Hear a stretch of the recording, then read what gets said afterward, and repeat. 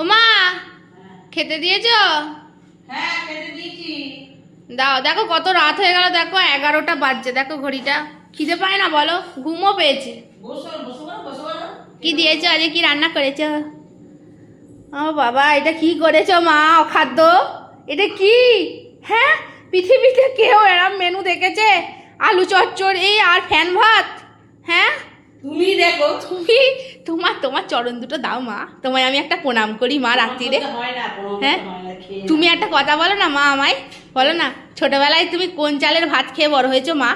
আমি বাঁশকাঠি চালের ভাত খেয়েছি। এত ব্রেন তোমার মাথায়? তো ব্রেন থাকবে না? হ্যাঁ, হাঁটুর বয়সী আমার। তোমার তো ব্রেন আছে, তার তুলনায় কিছুই নেই। তা বললে এরম? হ্যাঁ, এরকম মানে সেই ফাঁকিবাজি কাজ। খেয়ে নাও, আমি ডিম ভেজে দিচ্ছি, খাও।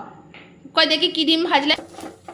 এই যে ডিমটা ভাজলে আমাকে সবটা দাও, আর তুমি আর তোমার ছেলে মিলে ওই আলু চচ্চড়ি আর ফ্যান ভাত খাও। তাই খাবো না? হ্যাঁ, তাই খাবো, তাই দাও।